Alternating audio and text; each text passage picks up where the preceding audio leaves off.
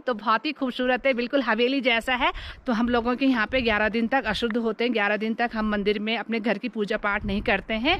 तो ये बड़ी वाली दरांती हमारे यहाँ इसको थमाला बोलते हैं। इसमें आजकल जगह जगह चूली के पेड़ों में फूल खिले हुए हैं ना, ऐसे ही इसमें धागे जैसे बांध रखे हैं। तो मुझे हेलो दोस्तों, कैसे हो आप? सबसे पहले आप सभी को मेरा प्यार भरा नमस्ते। मैं गीता शेमाल माँ भगवती गंगा जी का शीतकालीन प्रवास अपने गांव मुखवा मुखीमठ से आप सभी लोगों का हार्दिक स्वागत करती हूँ आपका अपने यूट्यूब चैनल हर्षिल ब्लॉग में। आज के ब्लॉग की शुरुआत कर रही हूँ दिन के 11 बजे से अपने पैतृक घर से। न बाटू बताणू न समले के जानू न वेयू अपाणू बिराणू। और अगर मौसम की बात की जाए तो मौसम पल पल में करवट बदल रहा है, कभी धूप हो रही, कभी बारिश हो रही, कभी पहाड़ों में बर्फ पड़ रही है। और ये नीचे माँ भगवती गंगा जी का मंदिर और व्यू देखा से कितना खूबसूरत है। और नीचे आप धराली देख रहे होंगे और ये माँ भगवती गंगा जी का शीतल धारा। तो ये वाला है हमारा पैतृक है, तो बहुत ही खूबसूरत है, बिल्कुल हवेली जैसा है।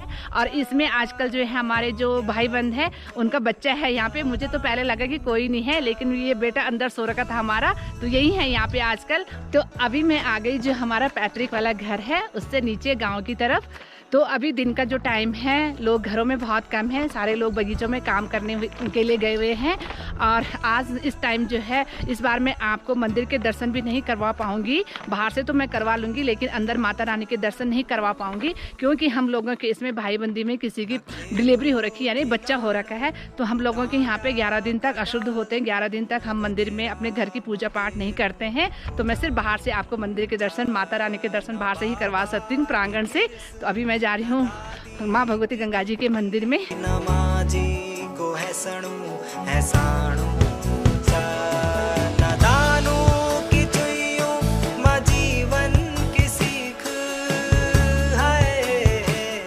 अभी मैं पहुँच गई माँ भगवती गंगा जी के प्रांगण में।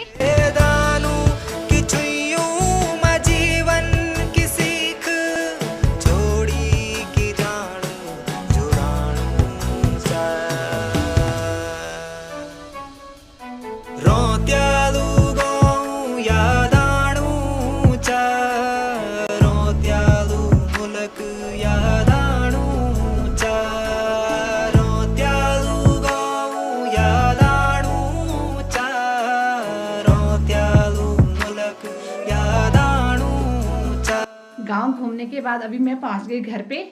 तो अभी मेरी ड्यूटी फिर से है बगीचे जाने की, क्योंकि मेरे बेटा और हस्बैंड सुबह ही चले गए थे 8 बजे। हमारे कुछ पेड़ रह गए थे सिंचाई करने के लिए, तो चाय बना रही हूँ, फिर जाऊंगी बगीचे में। तो अभी चलती हूँ बगीचे में। और फिर से मैंने अपना बैग रख लिया, क्योंकि बैग में जो भी चाय है, बिस्किट नमकीन है और पानी की बोतल है, तो काफ़ी भारी हो रहा है, हाथ में थोड़ा टफ होता है, वीडियो भी बनानी होती है। तो ये मैंने पीठ पे बैग लगा दिया और निकलती हूँ बगीचे में। और आज बगीचे में कुछ झाड़ी झूड़ी भी काटनी है। तो ये बड़ी वाली दरांती हमारे यहाँ इसको थमाला बोलते हैं, और जो छोटी वाली होती है उसका बोलते हैं दाथड़ा। तो ये थमाला भी है, तो कुछ झाड़ियाँ वगैरह भी काटनी है, तो इसको भी लेके जाना है आज। और ये हमारा बगीचे का रास्ता शुरू हो गया यहाँ से। ये जो आप पेड़ देख रहे होंगे ये है चूली का पेड़। तो इसमें आजकल जगह जगह चूली के पेड़ों में फूल खिले हुए हैं, जो देखने में काफ़ी खूबसूरत लग रहे हैं। तो ये जो चूली है, जो इसका फल होता है, वो फल खाने के काम आता है, और जो उसके अंदर के बीज होते हैं उसका तेल निकलता है, जो औषधि का काम करता है। तो जब गर्मी होती है तो सर के ऊपर डाला जाता है, जिससे बहुत ठंडक होती है। और कई लोग उसको रोटी में भी खाते हैं, परांठे में भी डालते हैं, तो बहुत सुंदर होते हैं और औषधि का काम भी करता है। जैसे ये चूली का पेड़ है, वैसे एक पेड़ दूसरा होता है हमारे मुखवा में, तो उसको बोलते हैं सिरोली का पेड़, जो कि पहाड़ी बादाम भी जिसको बोलते हैं, जो खाने में बहुत ही ज़्यादा टेस्टी होते हैं।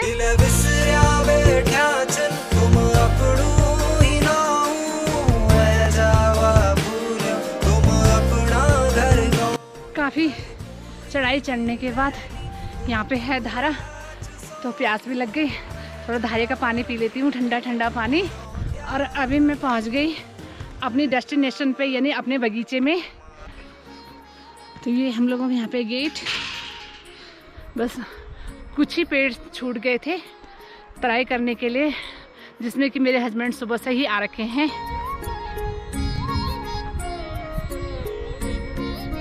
और मौसम की बात की जाए ना, तो यहाँ पे पल पल भी मौसम बदल रहा है, करवटें बदल रहा है मौसम। कभी ठंडा हो रहा है, ठंड इतनी ज़्यादा हो रही है, हवाएं इतनी ज़्यादा चल रही है ना, बिल्कुल देवदार की, बिल्कुल मुँह ठंडा, नाक भी लाल हो रही है, मुँह भी एकदम फट गया। तो पता ही नहीं चल रहा क्या कर रहा है मौसम। कभी बारिश हो रही है, कभी धूप लग रही है, कभी पहाड़ों में बर्फ़ पड़ रही है। अभी जब मैं घर में थी तो धूप निकलने लग गई थी, जैसे मैं बगीचे में पहुंची तो वैसे हल्का फिर बूंदाबांदी होने लग गई और हवाएं भी तेज़ चल रही है। और मेरे हस्बैंड बेचारे 8 बजे से आ रखे हैं, बिल्कुल सिर्फ एक चाय पी थी और एक बंद खाया, बाकी आज नाश्ता भी नहीं किया। तो हो गई सारी सिंचाई। तो है 1 घंटा काम है अभी 1 घंटा लगेगा। तो ऐसे पाइप को छोड़ना पड़ता है पेड़ों के लिए, और धीरे धीरे फिर ये पूरे जो हमने कल थौले बनाए थे ये भरते हैं और तब पेड़ों की जड़ों तक पानी पहुंचता है। अभी जैसे मैं बगीचे में पहुंची, मैंने सेब के पेड़ों को देखा तो मेरे हस्बैंड ने ना ऐसे इसमें धागे जैसे बांध रखे हैं, तो मुझे समझ में नहीं आया ये क्या है। ये इसलिए बांधे जाते हैं कि जो पेड़ की जो ये है टहनियाँ हैं, इनको कैनोपी बनाना पड़ता है ताकि इसमें आगे आने वाले समय में क्वालिटी फ्रूट पैदा हो। हाइब्रिड वाले पेड़ हैं तो अगले साल सैंपल तो आ ही जाएंगे। और जैसे मैंने चाय निकाली ना तो गिलास तो मैं घर भूल गई। गिलास रखे हुए थे मेज के ऊपर लेकिन याद ही नहीं रही। तो कोई नहीं, अब ये है थर्मस, तो एक एक करके इसी के ढक्कन से पियेंगे चाय।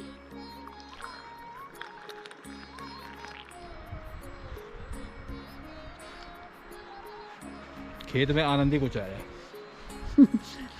मतलब जब ज़्यादा थकान लग जाती ना तो कुछ भी मिल जाए, है ना, बहुत आनंद आता है। और कल से हम लोग बंदी पे चल रहे हैं बगीचे में, बंद और चाय, बंद और चाय, क्योंकि नाश्ता करके, आज नाश्ता करके भी नहीं आए। कल तो नाश्ता करके आए थे, आज नाश्ता भी नहीं किया। तो अभी काफ़ी काम कर लिए हमने बगीचे में, झाड़ियाँ वगैरह काट ली। बाकी अभी भी काफ़ी पेड़ बचे हुए हैं सिंचाई करने के लिए। एक पेड़ में कम से कम 15 मिनट लग रहे हैं और मेरे हस्बैंड बिल्कुल पेड़ के बगल में ही बैठे हुए हैं। और ऐसे ये पानी, जबकि पानी का फोर्स बहुत अच्छा है, लेकिन ये जो पेड़ के थौले होते हैं इसको भरने में काफ़ी टाइम लगता है। तो इसके नीचे गोबर डाला हुआ है, फिर पेड़ भरने के जैसे ये थौले भर जाते हैं उसके बाद इसके ऊपर घास डालते हैं ताकि नमी बनी रहे। तो दिन के 2 बज चुकी है, मुझे लंच बनाना है, तो अब मैं तो जाती हूँ घर पे। बाकी मेरे हस्बैंड लोग, इनको लगभग अभी 2 घंटा और लगेगा, तो कह रहे हैं कि 4 बजे तक यहाँ से फ्री होंगे, तो उतने में मैं लंच बना देती हूँ। और बेटा भी लगा हुआ है। और जो जितना भी हमारा ये नीचे वाला बगीचा है ये तो पूरा हो गया, पानी वगैरह तराई इसमें सब हो गई, लेकिन जो ये ऊपर का खेत बचा हुआ है और इससे ऊपर भी एक खेत और है अभी, तो उसमें तो टाइम लगेगा। और जो मेरे हस्बैंड ने शूज़ पहने हुए हैं ना, स्नो शूज़, बिल्कुल बगीचे के लिए हम लोगों ने स्पेशली मंगा रखे हैं। जब भी हम बगीचे में आते हैं तो हम ऐसे शूज़ पहन के आते हैं। तो फिर से एक बार अपना बैग उठाती हूँ। आजकल ना मेरी भयंकर वाली ड्यूटी लगी हुई, घर बगीचा, घर बगीचा। आजकल पार्लर भूल गई मैं। तो जब गांव में रहना तो गांव के काम याद रहते हैं। बस तो निकलती हूँ अपने बगीचे से अब।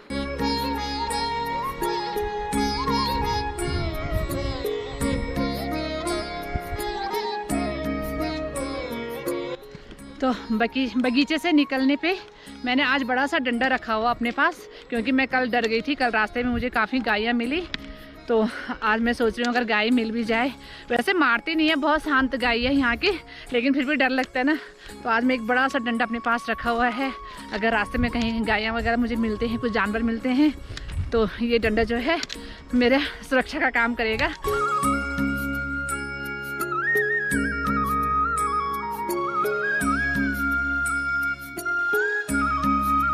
अभी मैं पहुँच गई गट्टू के पास, तो एक बार फिर से धारे का ठंडा ठंडा पानी पी लेती हूँ।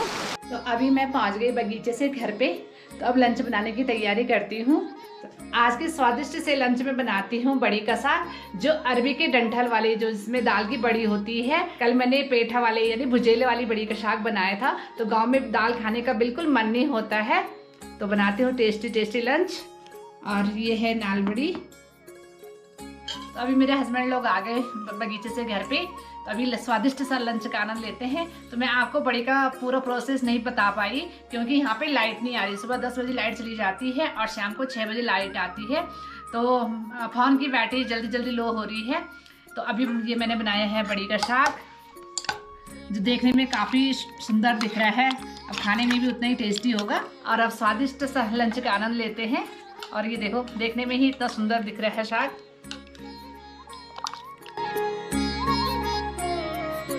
लंच करने के बाद हम थोड़ी देर सो गए थे, क्योंकि लाइट भी नहीं थी। तो अभी लाइट भी आ गए और मेरे हस्बैंड जी जो मेरी ब्लॉग है उसको एडिट कर रहे हैं। और साथ साथ आप देखो इतनी ठंड हो रही है बाहर, हीटर भी जल रखा है। अभी बना दी गर्मा गर्म चाय, क्योंकि यहाँ पे ज़्यादा ठंड हो रही है ना, तो खाना खाने का इतना मन नहीं हो रहा जितना बार बार चाय पीने का मन हो रहा है। अभी ये रात का डिनर तैयार हो गया मेरा। ये बन गई लौकी और आलू की सब्जी, तो अब खाने की तैयारी है। तो आज के ब्लॉग को मैं यहीं पे ऐड करती हूँ। आई होप आप लोगों को मेरा ब्लॉग पसंद आया होगा। प्लीज़ पसंद आया हो इसे लाइक कीजिए, सब्सक्राइब कीजिए, अपने दोस्तों के साथ शेयर कीजिए, कमेंट कीजिए। मैं गीता सेमवाल मिलती हूँ आपको अगले नए ब्लॉग में। तब तक के लिए जय गंगा मैया, जय शमेश्वर देवता, बाय बाय।